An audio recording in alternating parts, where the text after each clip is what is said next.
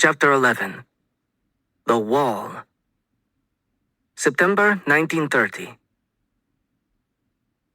For the first couple of weeks, Slavko and I could only get the most disgusting jobs, like mucking the outhouses and the horses' stables.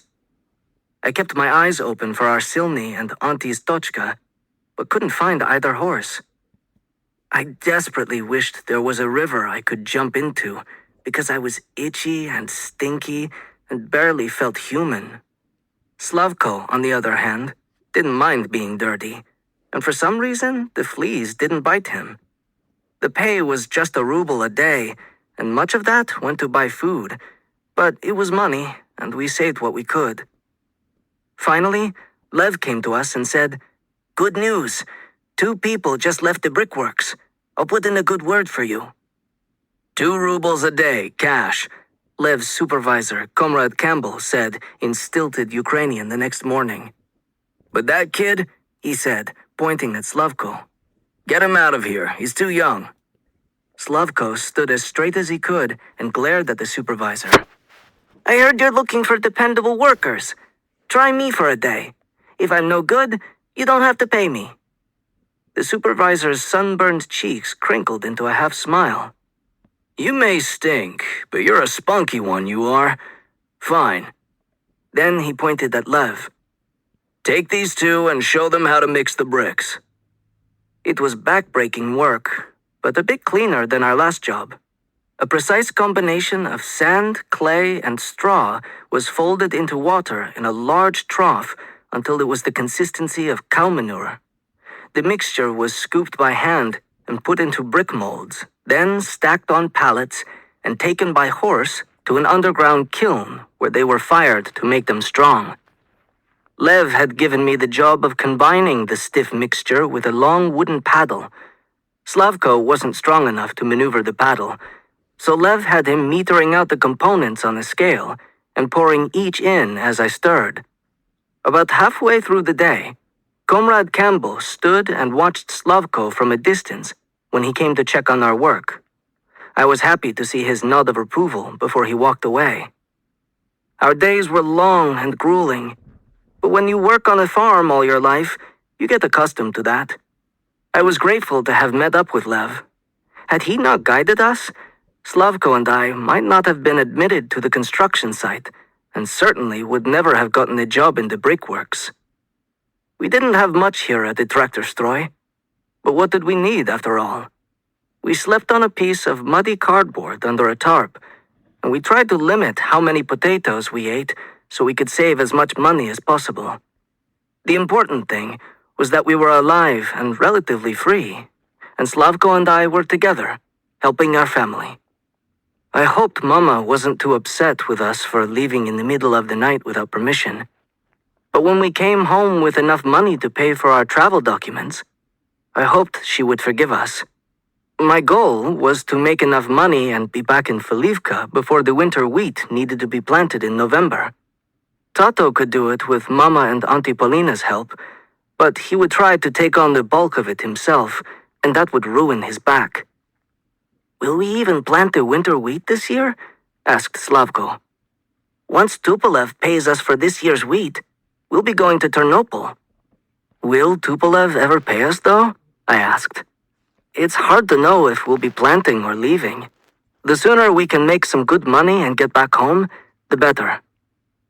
The frenzied pace of construction continued all through October. What struck me most about Tractor Stroy was the sheer size of it all. Someone told me that there were 2,000 horses on this site alone, and this was just one of many giant construction sites all over the Soviet Union. I felt sorry for all the horses that used to be treated like members of a farm family, but were now being used like machine equipment. Their farmers would be horrified if they saw how the horses were treated here. More than once, I saw a horse collapse and die in the mud from exhaustion. It wasn't any better for the workers, and I heard that there were 10,000 of us. From those I talked to, I knew that many had fled from the shock workers to come here. Slavko and I had done the same, but we were planning to go back. Lev was the same as us, making money to help his family get by. But that wasn't the situation for a lot of people here. From what I could overhear in bits and snatches, farmers were slowly being squeezed out of their way of life, one village at a time. I understood now why Alice's inventory was done. The goods taken from us were sold, and Stalin used that money to buy foreign steel and bring foreign experts over to help build factories like this one. It was the farmers Stalin slandered as kulaks who were paying for his 5-year plan. Wheat, people, horses, it was all being taken from us. Those who lived in the mud were mostly escaped farmers, but there were other people at Traktorstroy too. There were the Communist Party officials and elite foreign specialists who lived in Kharkiv and arrived each morning by automobile or buggy. They were easy to spot because they were clean and fat and liked to give orders. There were other less important foreign specialists who lived on site in a massive encampment of wooden barracks. I was over in that area a few times, and once, I peeked through the window of one of the barracks. Each foreigner had their own slat of wood to sleep on, and bedding too.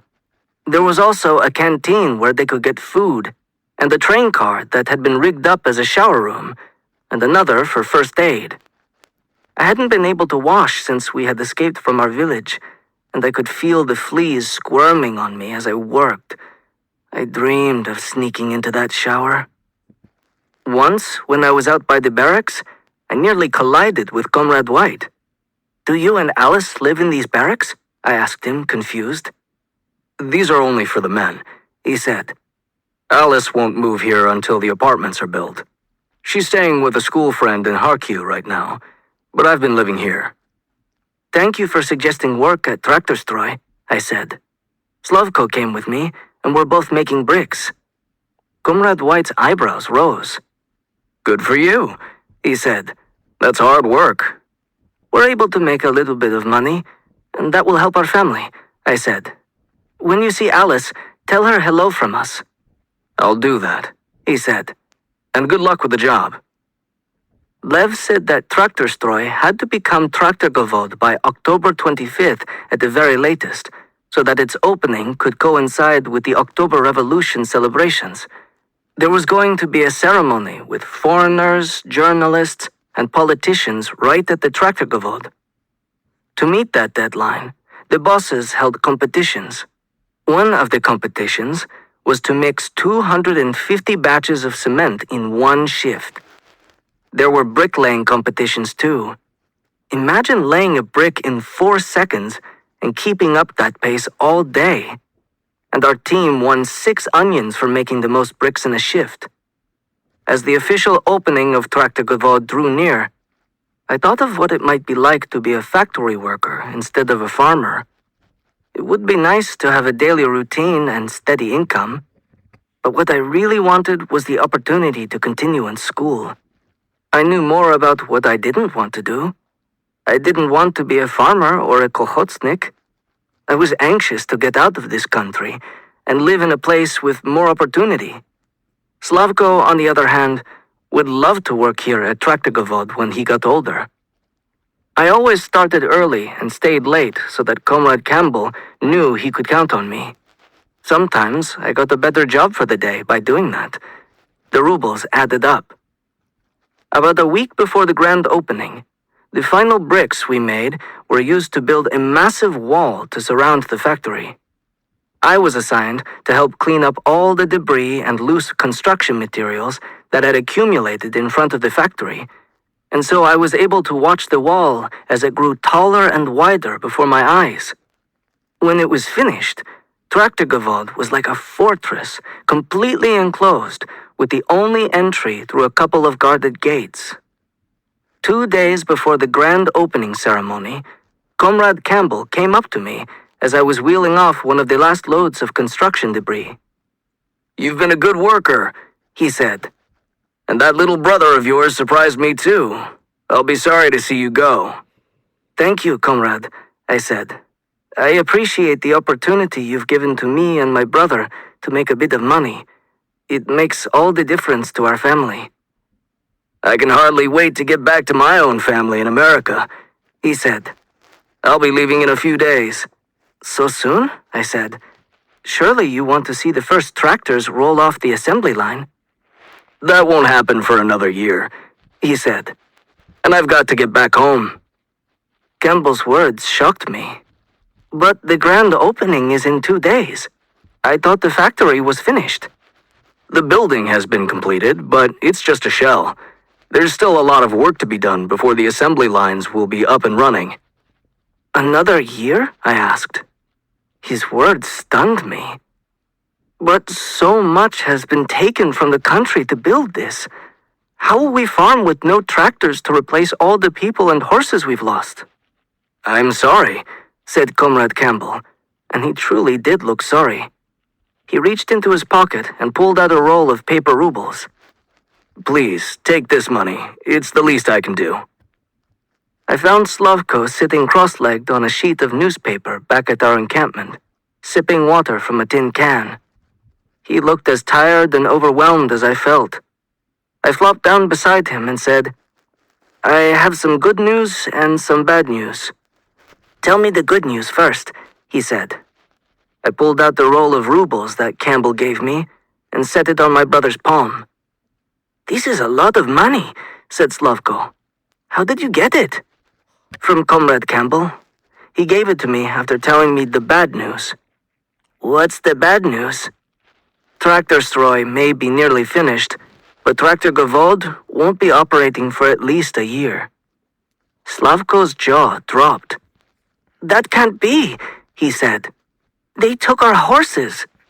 How can we plant and harvest without horses or tractors?